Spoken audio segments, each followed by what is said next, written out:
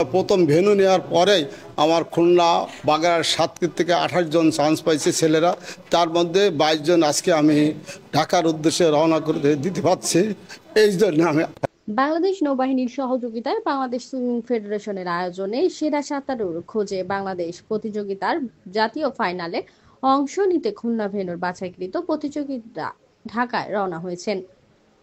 রবিবার দুপুরে খুলনার সোনাডাঙ্গাস্থ বিভাগীয় মহিলা ক্রীড়া কমপ্লেক্সের রেজাল্ট সুইমিং একাডেমি থেকে যাত্রা করেন খুলনা, বাগেরহাট ও সাতক্ষীরা জেলার 28 জন স্কার প্রাপ্ত সাঁতারুর মধ্যে 22 জন। যাত্রার মুহূর্তে অভিভাবকদের উপস্থিতিতে আবেগঘন পরিবেশ সৃষ্টি হয়। সন্তানদের বিদায় দিতে গিয়ে কারোর চোখে জল, কারো মুখে গর্বের হাসি। খুলনা ভেন্যু প্রতিনিধি সুইমিং ফেডারেশনের সাবেক সদস্য জিএম রেজাউল ইসলাম এর সময় আবেগ আপ্লুত হয়ে পড়েন। তিনি বলেন, এই সাঁতারুরা খুলনা ভেন্যুর গর্ব। আমরা বিশ্বাস করি জাতীয় ফাইনালে তারাই প্রমাণ করবে যে খুলনা পিছিয়ে নেই। আমরা দোয়া করছি তারা যেন খুলনার নাম উজ্জ্বল করে ফিরতে পারে।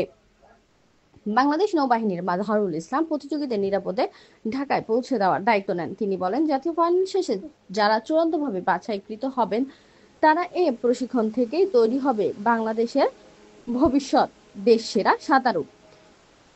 প্রতিযোগিতার ফাইনাল পর্যায়ে মিরপুর জাতীয় সুইমিং কমপ্লেক্সে অনুষ্ঠিত হবে। এখানেই সারা দেশের বাছাইকৃত সাঁতারুরা অংশ নিয়ে নিজেদের যোগ্যতা প্রমাণ করবেন। এর আগে গত 16 জুন সোমবার খুলনার সোনাডাঙ্গাস্থ বিভাগীয় মহিলা ক্রীড়া কমপ্লেক্সের রেজাল্ট সুইমিং একাডেমিতে প্রাথমিক প্রতিযোগিতা অনুষ্ঠিত হয়।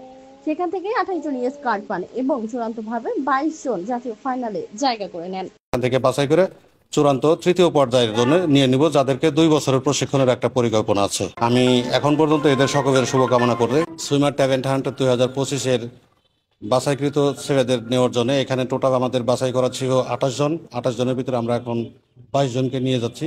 গর্বিত এবং এই প্রত্যেক ছেলে মেয়েদের কাছে আমার শুভকামনা রইল, যারা এরা যেন ভালোভাবে ওইখানে ভালো রেজাল্ট করে এবং ভালো সহযোগিতা করার জন্য যা কিছু আমার দরকার আমি সবই করব।